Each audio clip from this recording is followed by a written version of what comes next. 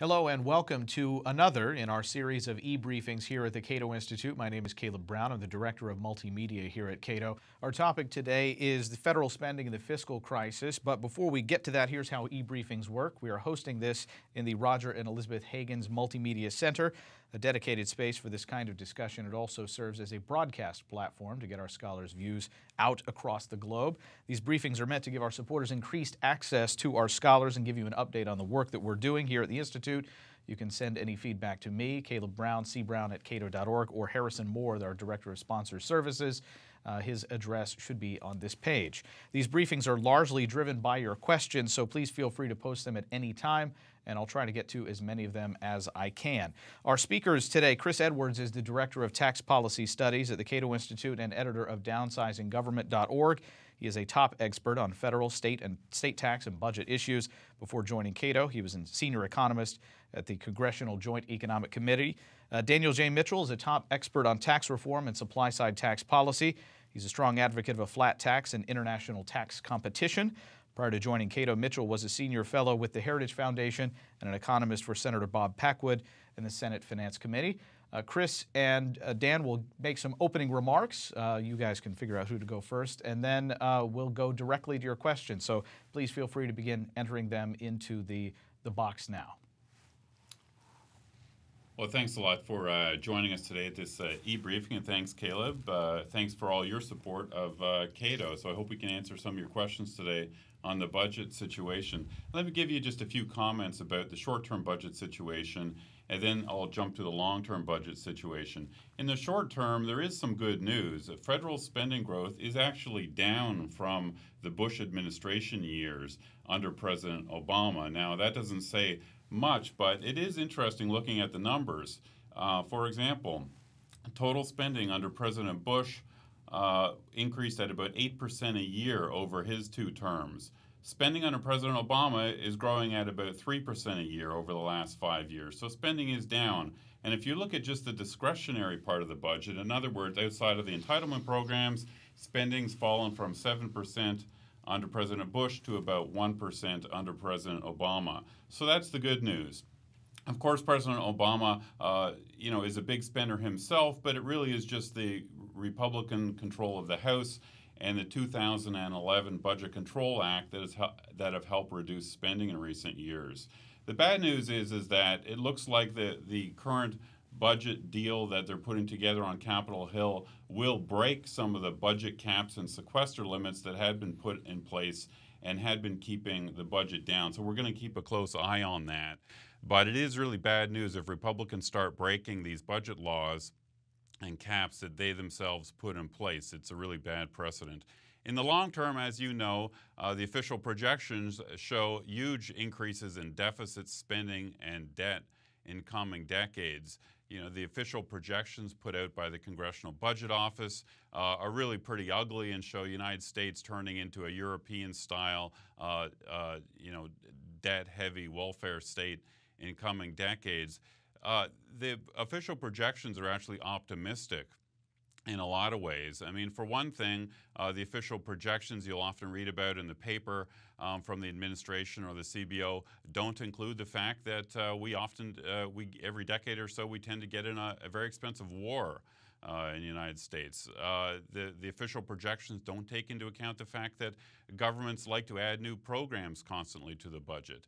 The official projections don't show the effects of major recessions in the future. If we have another big recession, it'll blow up the debt and deficit and spending even worse than is currently projected.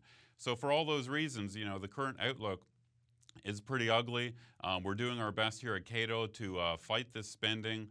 We do two basic things. We do op-eds and blogs and TV appearances to get involved in the current battles on Capitol Hill, to fight this spending on a day-to-day basis. And we do lots of longer-term studies, of course, at Cato and on our downsizinggovernment.org website, where we look at the fundamentals of these programs. We make the basic arguments about why these programs ought to be repealed, why they're unconstitutional, and why these programs are damaging. And so that's our basic education that hopefully, we can start turning the general public around to our view. We educate congressional staffers, we educate reporters on why all these programs are damaging. And we couldn't do it without your support, so thanks a lot. And I'm going to hand it over to my colleague, Dan. Well, Chris gave you a very good, thorough introduction to what some of the issues are. I'll just add two things to that. Number one, we try to educate people, whether they're on Capitol Hill or elsewhere in the country. We try to educate them that the number one fiscal problem is government spending, not how it's financed. Whether you're looking at taxes financing government spending or borrowing financing government spending, it's the government spending itself that drains resources from the productive sector of the economy. So we want to focus on the underlying disease of government spending. If we do that, we'll automatically deal with the symptom of high taxes, deficits, and the ways that politicians finance government. The only other thing I want to add to this introductory part is that a little bit of the inside baseball about what's happening in Washington right now with these fights with the continuing resolution, the debt limit, and things like that. We have a separation of powers system. That's what our founders gave us. They wanted factionalism. They wanted politicians fighting each other and in conflict because they figured that was a way of preserving our liberty. Well, unfortunately, if you're trying to make a change from the status quo, that separation of power system makes it a challenge. So while we have been busy trying to educate people and the general public and Capitol Hill staffers and members about the important goals of reducing the burden of government spending, frankly, given the divided government we have right now, it's been a very, very much of an uphill battle. At the end of the day, if I'm going to make a prediction, we might get a few reforms to Obamacare as a result of our educational efforts, but I'm not expecting any big changes. And we could even, as Chris mentioned, we could even see some slippage in the sequester, which was really the only big victory we've had in recent years on fiscal policy. All right, we're going to go to questions now. Dick H. asks, should not the cost of regulation and mandates be considered federal spending in addition to the disbursements in the budget? Well, the way I look at what the federal government does is the federal government's like an octopus with a whole bunch of different tentacles. One of the tentacles is spending, another is regulation, another is the complexity in the tax code, another is its mandates on state and local governments.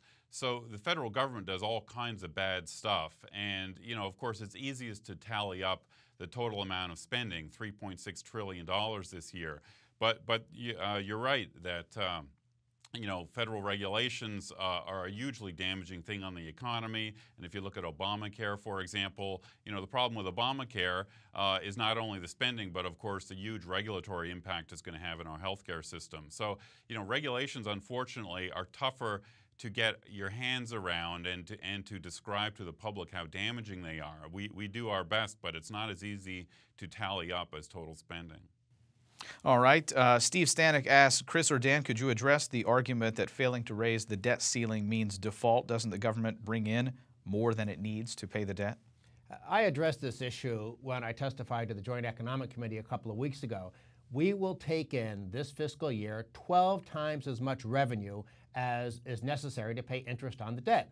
So unless the Obama administration actually wanted to default, there's no reason why a default would happen. And now the administration, the White House, is being very slippery. They're saying, oh, we might default on our obligations. Well, that simply means that there might be delays in, say, grant payments to state and local governments or Medicare reimbursement payments to local hospitals and things like that. But default, if you're being honest, simply means, are you, in effect, giving away the full faith and credit of the United States government by not paying bondholders? And there's no danger of that unless the Obama administration actually decides not to make those payments, because we will have more than enough money to make it happen. So there's no, at least, genuine risk of default without White House involvement. All right. Steve Burden asks, what is this year's budget deficit, and did sequestration have any effect? Steve, thanks for the question. I think that this year's deficit's around $700 billion or so, maybe a little less. I think the final numbers actually come out in a few weeks. It is true that deficits are down from recent years. We had 4 years of deficits over $1 trillion, which is absolutely astounding. But $700 billion deficits are still a disgrace in my point of view. They still are imposing giant costs on the younger generation of Americans who are going to have to pay this debt back. So while deficits are down, they are expected to start rising again, I think, by 2016. So, unfortunately, the lower deficits of recent years have reduced the pressure, especially, I think, on the Obama administration to do something about it, to cut spending. But, the pressure will start ratcheting up again in a couple of years.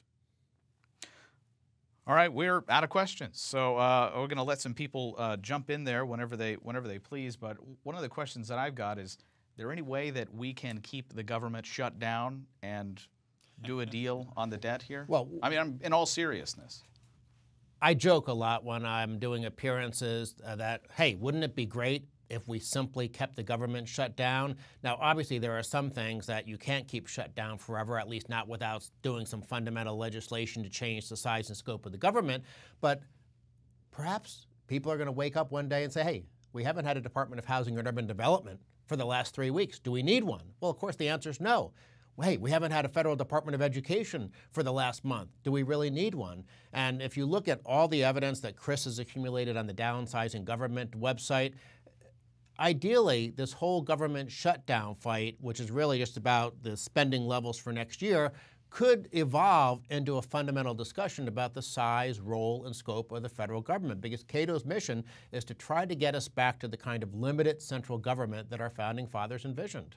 Yeah, in recent weeks, I've tried to make the point in various blogs and op-eds that we ought to look at this shutdown and use it as a one more good reason why we should try to unhitch things like our air traffic control system and our national parks and put these institutions back in the hands of state governments or the private sector. When you think about the basic American system as one of federalism, that most government responsibilities were originally supposed to be at the state and local level. And unfortunately, the more that government gets centralized in Washington, the more these sorts of national budget battles will affect some of the basic functions that people rely on at the state and local level. So, a good message here is we should stop centralizing government in the United States. All right, Harvey asks, what's the trend of military spending over the past 5 years?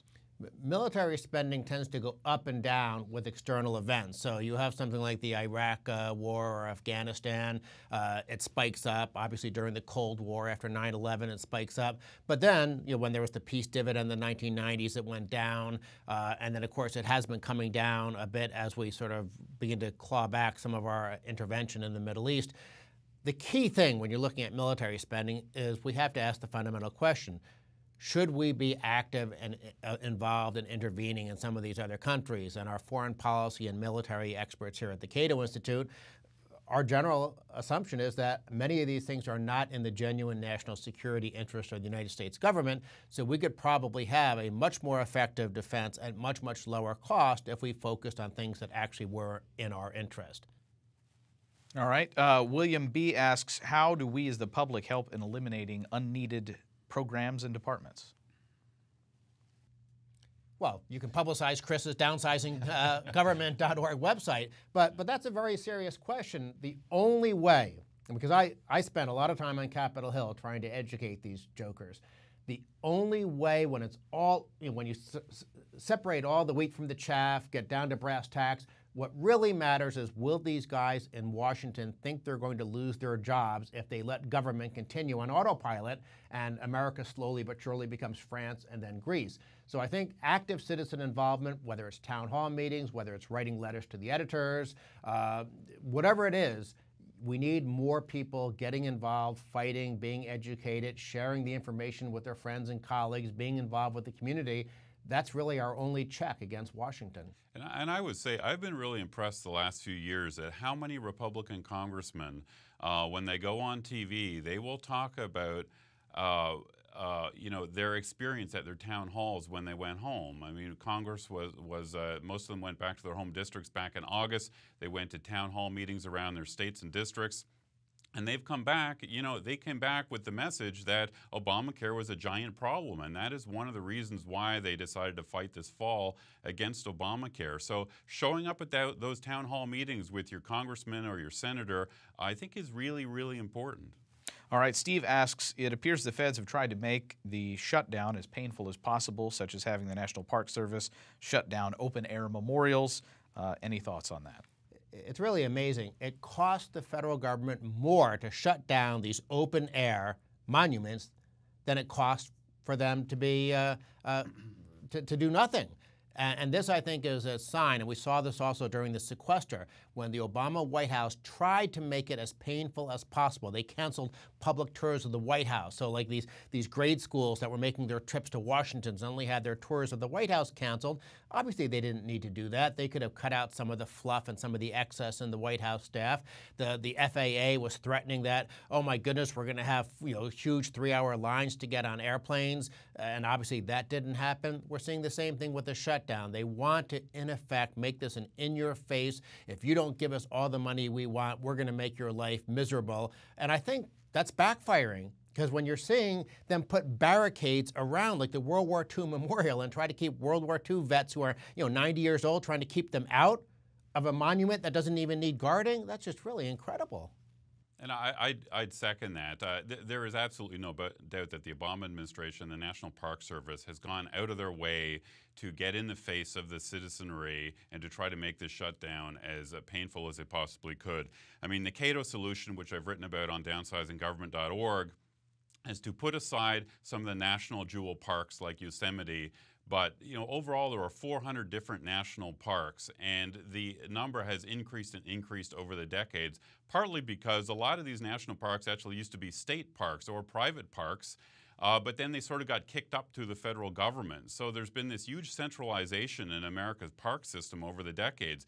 We ought to reverse that. A lot of parks, it seems to me, should be moved back down to the state government level, and other parks privatized, and let them be self-funded by fees and other activities, and run, for example, by private environmental groups. I think that's the long-term solution to the national parks. Our colleague Richard Rahn just had a letter to the editor where he explained that Mount Vernon, one of the big national treasures right here in the D.C. area, isn't closed because it's run by a private sector, a private foundation group. And that's, I think, a role model for what we need because, as you mentioned before, whether it's air traffic control, whether it's national parks, you have these things run out of Washington and they become political footballs. Devolve them to the private sector or to state and local governments. I've been reading recently and hearing on the radio and television that states have cut deals to pay for the opening of a lot of national memorials that they believe to be valuable, that they want to keep open.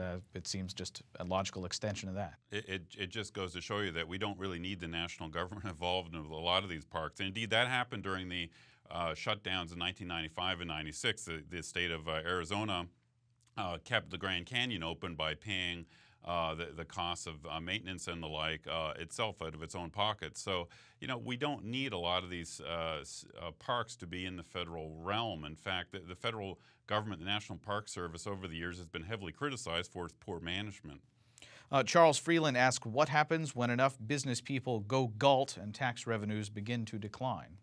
We've seen a record number of Americans giving up their citizenship and moving overseas because our tax system, between the regular income tax rates, all the double taxation of dividends and capital gains, as well as then the final insult of taxation of the death tax, a lot of successful Americans are saying it's just irresponsible from their perspective of their families to retain U.S. citizenship. And every time one of these very successful high net worth people leave the country, their tax revenues leave the country as well. We also have the most punitive corporate tax system in the entire industrialized world, and we're seeing story after story of U.S. companies merging with a foreign company, and then the U.S. company becomes a subsidiary and the foreign company becomes a parent, because that way you get out from under some of the most punitive aspects of our corporate tax system.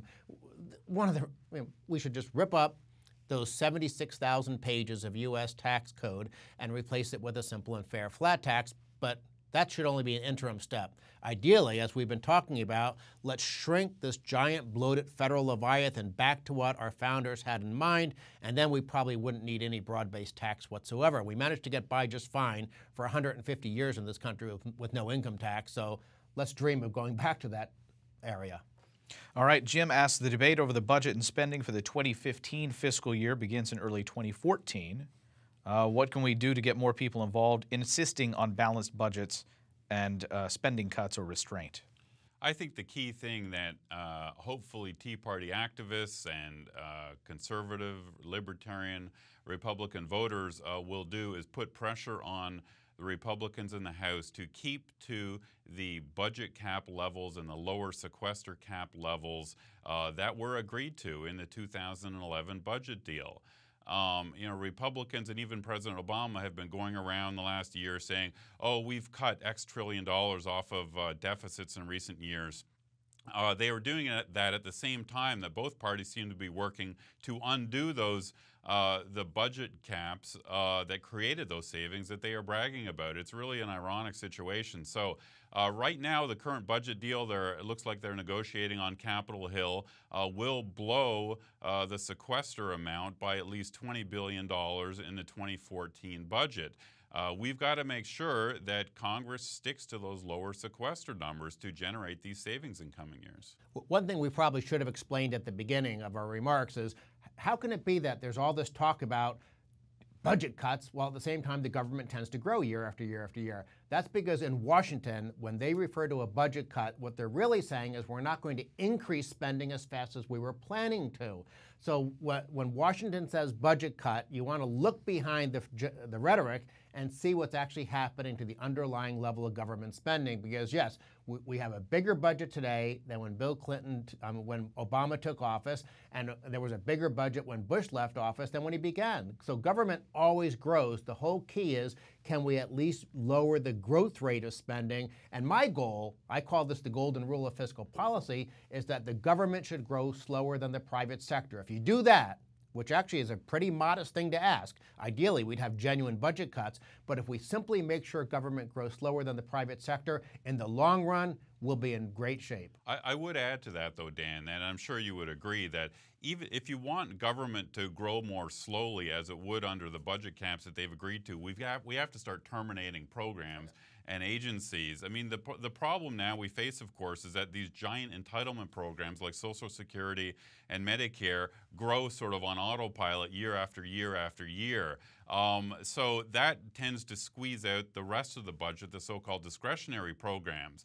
The problem with that is that there's a lot of pushback when these discretionary programs, things like food safety, are squeezed. The solution is to start terminating whole agencies like air traffic control and privatizing them and getting them off the federal budget completely so that these lower spending growth rates can be sustained. Yeah, well, why do we have a Department of Transportation? There's no logical reason. Why is there a federal Department of Education? I already mentioned Housing and Urban Development, Department of Agriculture. That's something that shouldn't even be transferred to the state and local level. There should be no agricultural programs anywhere in government at any level. All right, Skip Cox asks, is it better for Republicans to dig their heels in now on the debt ceiling or kick the can down the road again to February and continue to live in uncertainty and repetitive fiscal crisis?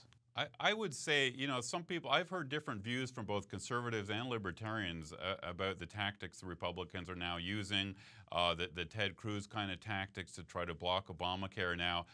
My view is that, Republicans claim that they are unified in wanting to repeal Obamacare. The Democrats are, of course, unified in supporting Obamacare. So whenever Republicans move and take steps to try to repeal it, of course it's going to be a huge battle. It is a huge and ugly battle going now on Capitol Hill that upsets a lot of Americans, unfortunately, but it's absolutely necessary. I mean, there will be a giant battle whenever we try to cut or repeal federal programs. Even if in the current battle that they're wrapping up on Capitol Hill right now, if we don't make any major reforms or cuts to Obamacare, I think, the battle has been a good one, because we can't just say, let's wait until 2016 when perhaps we have a new president and then perhaps we'll be able to repeal it. I think if we want to repeal Obamacare, we have to keep hitting on it year after year after year to drive home the point that this is a very unpopular law and that at least one party on Capitol Hill wants to repeal it. Yeah, the only thing I would add to those comments is that, as I said in my opening remarks, with our separation of powers system, there's no way just the House of Representatives can force a major change through our political system. But Chris is right. At least forcing the battle and having the discussion is keeping this issue in the public eye. People are learning more every single day, and just look at everything Michael Cannon's done here at Cato on Obamacare. This law is a disaster. It builds upon all the bad things government already was doing to our healthcare system before Obamacare, and it doubled down on those policies: more intervention, more spending, more third-party payer. So yes, I'm glad that this fight is happening right now. There's no single tactic that can give us a victory in the separation of power system we have, but at least the fight is taking place. At least people are focused on this bad entitlement. Dick asks, what would it take to increase the government's credit rating? We have a very high credit rating by world standards right now. I think the risk of default, well, I already said it's non-existent unless the White House wants to default in the short run. And even in the long run, defined by 10, 15, 20 years, I think there's zero risk of default, even if we don't do good reforms. And in some sense, that's unfortunate. It would be good if we had international credit markets saying to the U.S., you can't borrow anymore. But let's be honest. Before we blow up fiscally in America, France is going to blow up. Japan's going to blow up. Belgium's going to blow up. Now, this doesn't say anything great about us. We're sort of the tallest midget in the circus. But we're going to be able to borrow, or the federal government, I should say, is going to be able to borrow for decades, I think, before our sort of house of cards comes tumbling down, which is why it would be so good to get control of the budget today and reform entitlements today so we never hit that stage. Think about the Greek situation, and imagine if, say, 10 years ago, they had a debt limit fight, and there was something akin to the Tea Party in Greece at the time that said, no, we're going to force a fight, and we're going to cause some short-term turmoil, but we're going to get control of spending. If they had done that in Greece 10 years ago, all the horrible economic conditions that Greece is now suffering from probably could have been avoided. So what we're trying to do at Cato is to educate people in Washington. Let's fix these programs, get control of the spending now before we hit a fiscal crisis. That seems to be the logical thing. All right, Ann asks, in the past 50 years, when have we had responsible spending policies? It's an interesting question, and I've actually done a number of blogs and op-eds recently that look at U.S. fiscal history back to the beginning of the Republic in 1790. And it is kind of fascinating that where we are today with the level of our federal debt is absolutely unprecedented in our history. U.S. government debt has never been anywhere near as high as it is today during peacetime. The only time it has been higher was during World War II. And after World War II, we rapidly paid down the debt.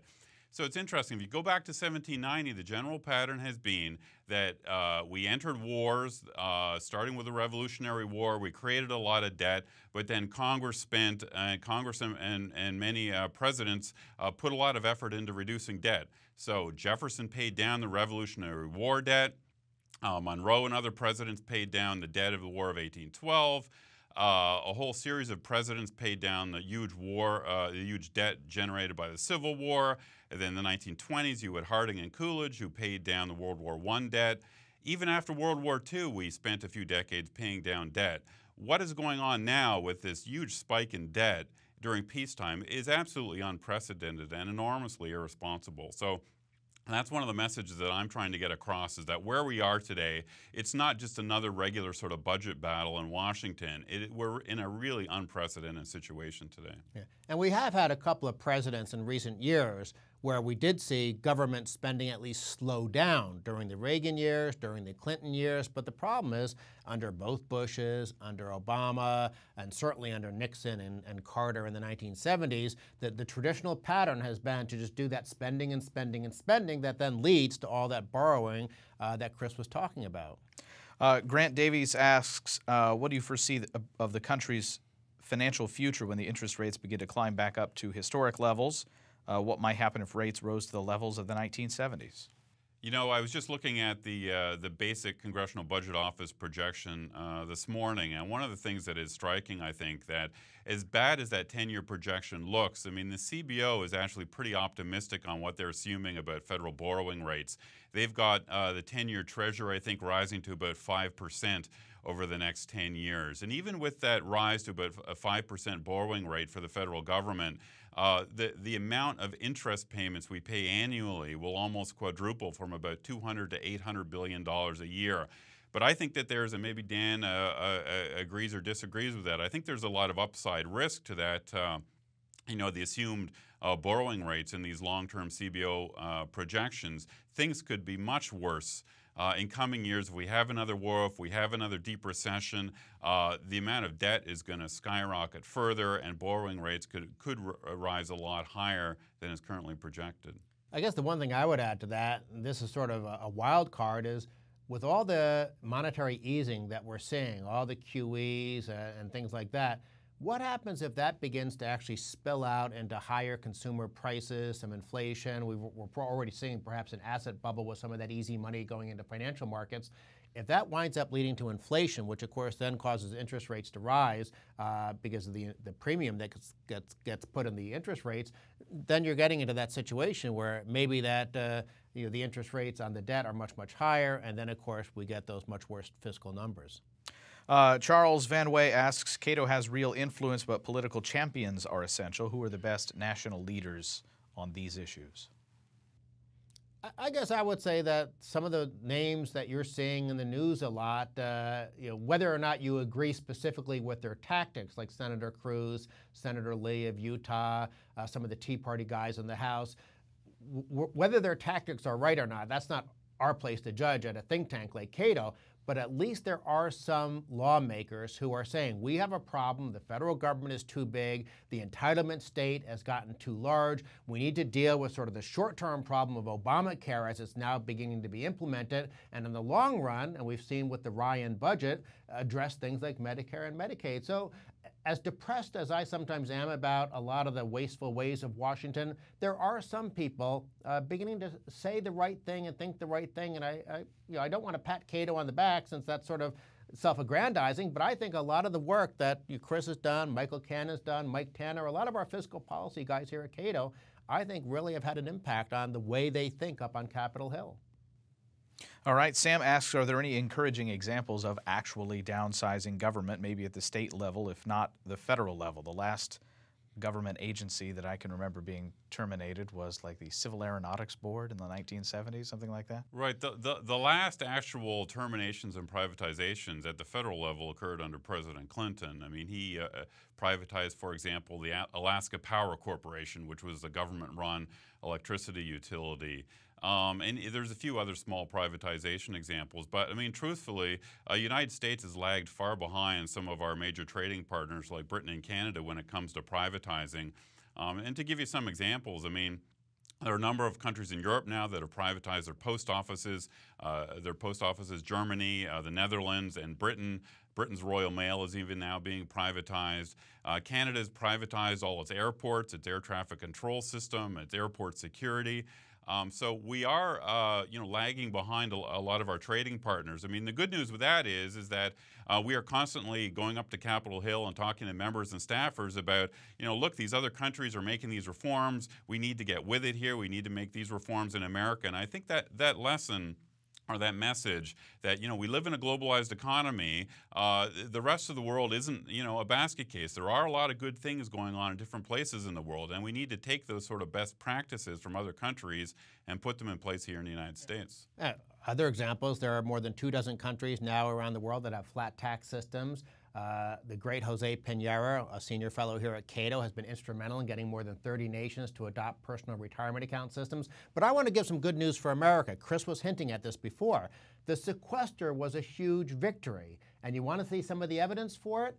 In 2013, the federal government actually spent less than it spent in 2012, and it spent less in 2012 than it spent in 2011. That's the first time since the Korean War that federal government spending has actually declined 2 years in a row. That's something we should be very happy about, and it's one of the reasons You address the underlying disease of government spending. You also deal with the symptom of the deficit. The deficit has fallen by 50% during that 2-year period. So as long as we can continue to try to restrain, clamp down, reduce, whatever we can achieve, do whatever we can to squeeze down federal government spending, and a lot of these other problems magically get better. John asks, are we beyond the tipping point? That is, with the implementation of Obamacare, are too many citizens now dependent on government handouts to have a vested interest in the continued growth of government and government entitlements? And how do we wean the populace off of the government teat? I would say that there are a lot of different sort of trends that are sort of, some of them working together, some of them working toward bigger government, some of them working against big government. You're right that too many people now are really dependent on federal benefits and subsidies and grants and loans and all the rest. Only about half of American households pay the income tax, which is not good, because many Americans unfortunately then get all the big spending benefits of government, but they don't feel the pain from paying the taxes. On the other hand, there are a lot of good trends. I mean, one is I think that high deficits are at least forcing policymakers now to put an emphasis on at least restraining spending. We did put in place the Budget Control Act in 2011 only because there was a giant deficit at the time. And as Dan has written about a lot, the pressures of globalization are ultimately a very, very good thing. They're forcing American businesses to be more competitive, and so businesses in turn are pressuring the government to make it more efficient and competitive. There's a lot of pressure to keep our tax rates low on personal income and corporate income because of reforms abroad. So there are some good trends, I think, and globalization is one of them. All right, we have a guest question. How do you think the government shutdown debt ceiling fight will be resolved? I think we're going to be pretty much where we are right now. Maybe some tinkering on Obamacare, maybe a delay in the medical device tax, but with our separation of power system, with Harry Reid controlling the Senate, with Obama in the White House, the only thing that could really be achieved was to make this a big issue, to be on offense for the people who want to reform and restrain government. But at the end of the day, I don't know whether it ends today. I don't know whether it ends in 2 weeks or 2 months. But it's hard to see anything dramatic happening other than simply making the American people more aware, which is in and of itself a good thing. I got to say that some Americans are sort of, they're uncomfortable with the big battle going on Capitol Hill now. But it seems to me you don't get any gains against big government without a big fight, because the supporters of big government are very much entrenched and will do battle with us. And so we see, for example, in the 1990s, the Republicans, they really had to be kind of revolutionary and really take the battle to the Democrats in order to get the minimal reforms we did in the 1990s. And if you look back at Reagan and Margaret Thatcher in Britain in the 1970s and 80s, I mean, they really had to battle the entrenched forces and launch a real revolution against big government in order to at least get some modest gains. So, these battles aren't going away. Hopefully, I think these battles are good. They help educate the public about the problems with big government, and so we're going to see a lot more of these battles down the road. Let me add one thing to that, because Chris mentioned the shutdown fight in 1995, 1996. Everyone thinks that was a loss. But it wasn't from a policy perspective. From a policy perspective, government over the following 4 years grew only 2.9% a year. I mean, that's still growing, but that's relatively slow growth, and the private sector grew faster. And that's why government spending fell as a share of GDP. We dealt with the disease of government. What happened? We went from a deficit to a surplus. So that fight, it was a lot of histrionics, a lot of hyperbole. Just like today, everyone said, oh, this is irresponsible. But it led to better policy. You're never going to overcome the interest groups, the lobbyists, the bureaucrats, and the politicians here in this town unless you're willing to have a messy fight, because the people who are feeding at the public trough, they're not going to give up easily. All right, Angela E. asks, after the budget fight ends, do you think it will leave a big enough impact on the minds of politicians and voters to change how politicians act in the future and force them to make substantive changes?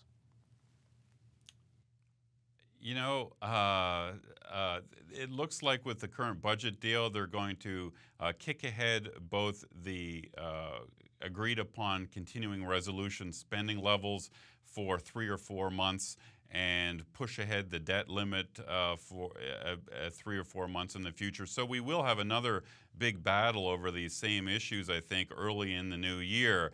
And again, that isn't necessarily a bad thing. I would say, though, however, that Republicans did a horrible job of planning for the current effort. They should have started planning for the current battle 6 months ago, come around to a consistent strategy that they all agreed to, so that we wouldn't have all this intra-party fighting within the Republican Party. So Republicans, when this battle is over, they ought to sit down, they ought to agree on their strategy going ahead and stick together and battle Obama's big spending and his Obamacare. And so, the Republican leadership has been poor, frankly, on this battle, and they've got to do a lot better job with that. But one of the problems is that just because someone's a Republican doesn't mean they believe in small government. A lot of these guys on Capitol Hill were in office when Bush was doubling the size of the federal budget. And they voted for all those new programs, whether you're talking about TARP, the prescription drug entitlement, the corrupt farm subsidies, the pork-filled transportation bills. So now they're at least pretending to get religion about restraining the size and scope of government, but behind closed doors, they're probably just as happy to see out-of-control appropriations. They'd like to see the sequester caps broken and things like that. And that comes back to what we were talking about before. Pressure from the American people, the town hall meetings, the letters to the editor in the local newspaper, those things matter a lot if you want these guys, Republicans or Democrats, to make better decisions.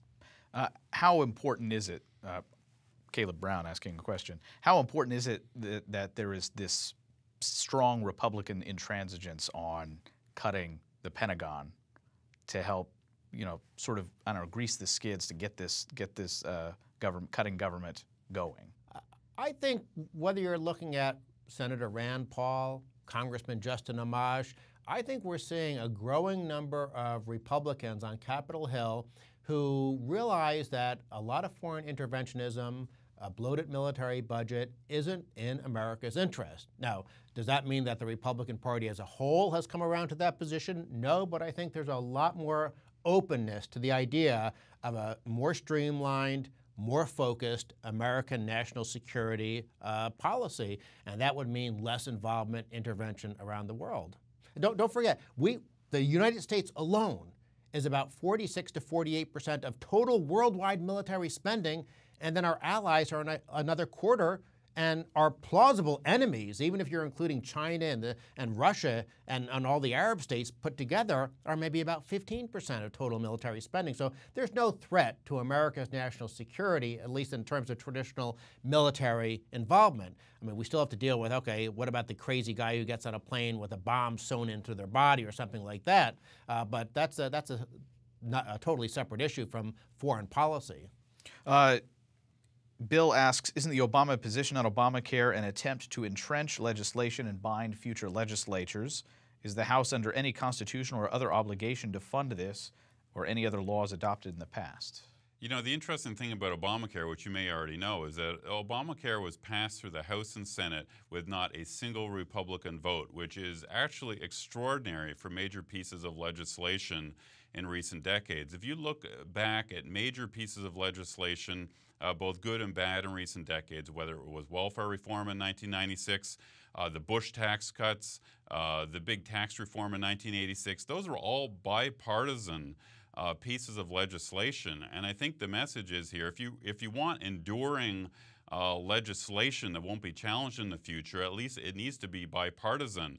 So Obama rammed through Obamacare by twisting arms in the most disgraceful sorts of ways, and just barely squeezing his legislation through Congress. So it shouldn't be a surprise to anybody that Republicans, of course, have been really extremely frustrated by the whole Obama's health care efforts and have fought back. And so, it's not the current efforts to repeal Obamacare should be expected. I mean, Obama brought it on himself by passing a very, very partisan big government bill. And don't forget, he got it through with a lot of very corrupt dealings, the so-called Louisiana purchase to buy the vote of Senator Landrieu, the Cornhusker kickback to buy the vote of Senator Nelson. And those are just some of the corrupt deals that came to the surface. Who knows what sort of back-scratching insider corruption occurred behind closed doors.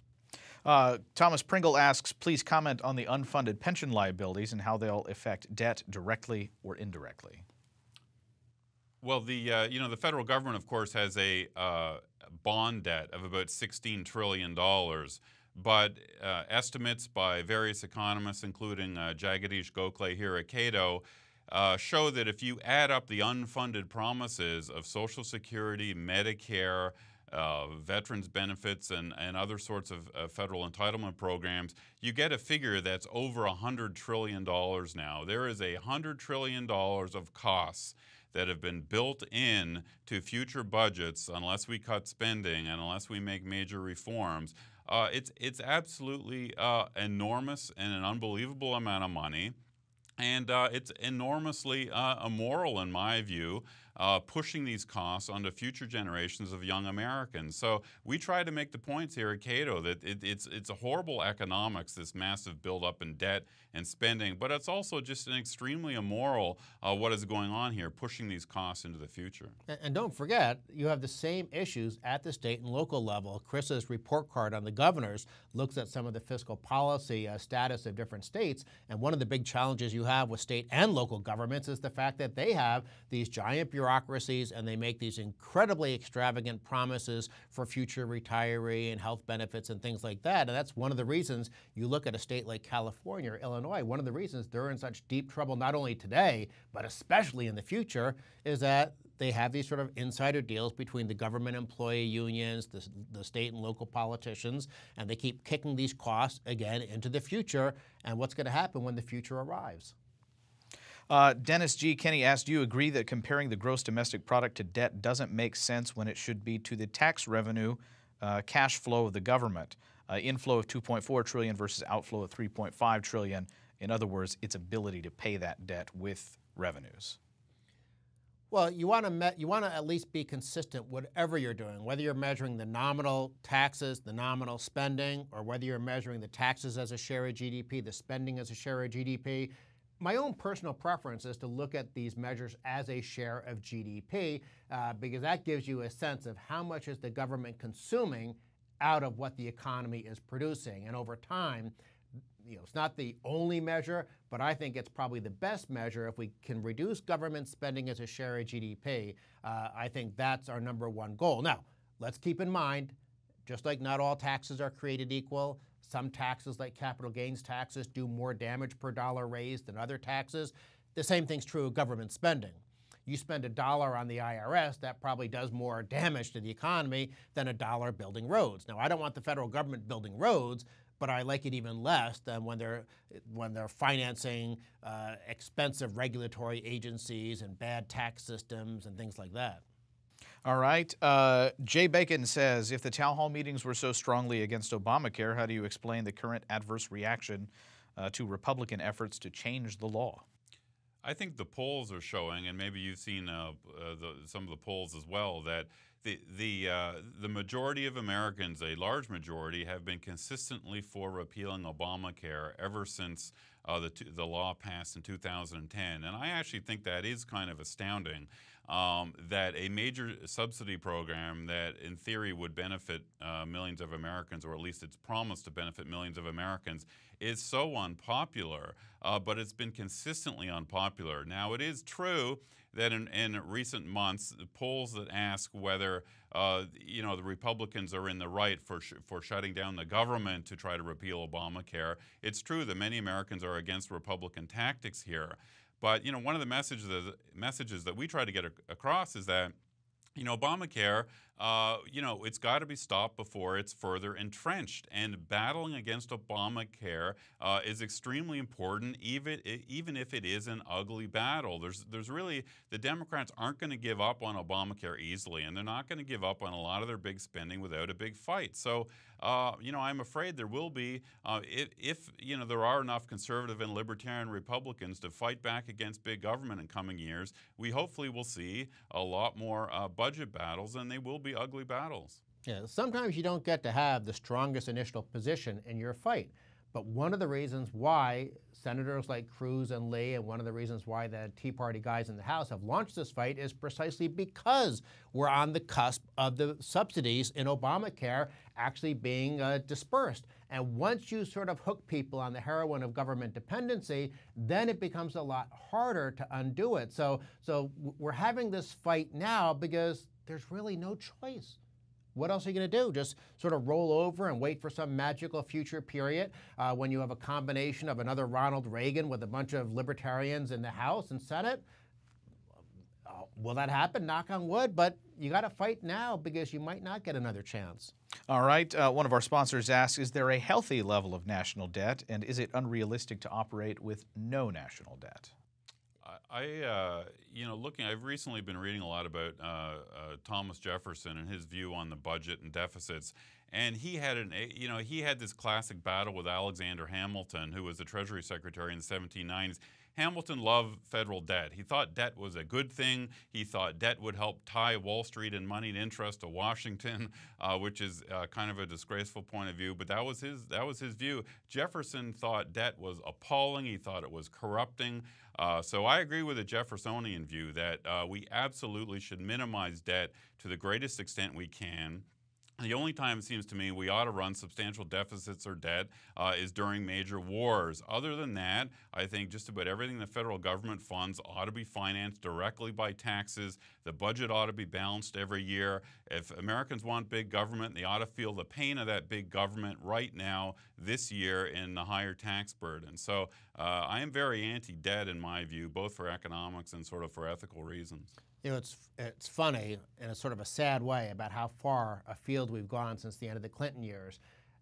Back in 2000, 2001, I remember serious people in Washington thinking, we're about to pay off our debt within maybe 5 or 10 years. And if we don't have any federal debt, all these aspects of our financial markets that are benchmarked against, say, interest rates on federal debt, what are we going to do without those benchmarks?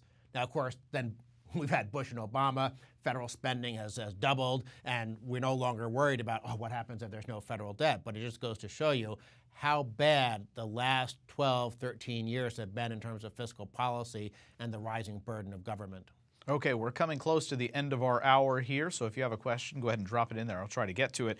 Steve asks, is Congress obligated to fund Obamacare or any other program for that matter? No. We have a separation of power system. The power of the purse, first and foremost, is in the House of Representatives. There is nothing illegitimate or improper with what the House is doing. As a matter of fact, it's what our founding fathers probably envisioned. Now, that's a separate discussion from whether or not the tactics are right, whether they can prevail in the court of public opinion, and so on and so forth. But the House is doing exactly what their constitutional obligation allows them to do. And I would point out that, when the Bush tax cuts passed in 2001, President Bush and the Republicans actually got substantial bipartisan support for those tax cuts in both the House and the Senate. Substantial Democrat votes in both the House and the Senate. But, as we saw over the subsequent decade, the Democrat leadership fought tooth and nail year after year to try to repeal the Bush tax cuts. I mean, they were relentless in trying to repeal the Bush tax cuts. So, this idea that you sometimes hear from Democrats currently that it's somehow illegitimate for Republicans to fight against Obamacare because it's some sort of settled law, I think that's just ridiculous. I mean, both parties battle against and try to repeal the policies they don't like of the other party, and that's just the way it works in the two-party system in Washington. All right, Brad Scribner asked, there are 5 states that are led by GOP governors who have turned those states around from a financial standpoint. How do we learn from what they've done and spread those techniques? Well, I already gave a plug for Chris's report card on the governors. I think the state evidence, just like the international evidence, overwhelmingly shows the benefits of lower tax rates, tax reform, restraining the growth and size of government spending. And so whether or not you're talking about, say, what's happened in Kansas with Governor Brownback, some of the reforms that we're seeing in Florida with Governor Scott.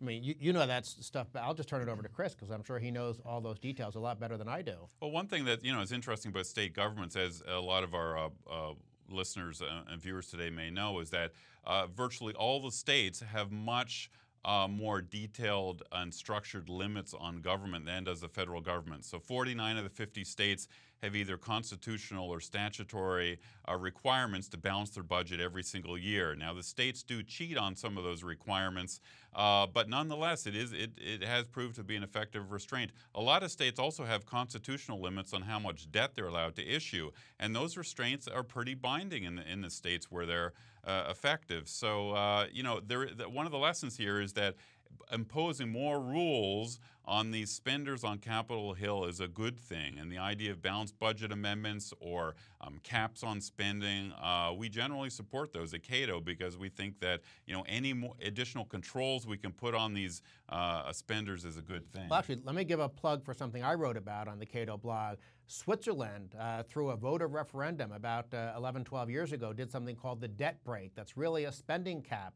And ever since they put in that spending cap, the burden of government has fallen as a share of GDP in Switzerland. Switzerland is in such strong financial shape that at times in recent years, investors have actually been paying the Swiss government to buy Swiss bonds. In other words, they're getting a negative interest rate. And of course, we're seeing in all these high-tax welfare states that have gone the other direction, like Italy and Spain and Greece, they're having interest rates spike up and fiscal crisis. So yes, if you cap spending with some sort of external constraint on the greed of the political class, you can get some very good results. All right, thank you guys. That's all the time we have. But before we go, I do want to commend to you downsizinggovernment.org. It has many resources available, not just intellectual ammunition for this current fight, but sort of an understanding of the historical fights that have happened over budgets historically. And of course, we want to thank you for your generous support. Without our sponsors, we would not be able to be here to promote the values of free markets, limited government, individual liberty, and peace. We'll talk to you again next time.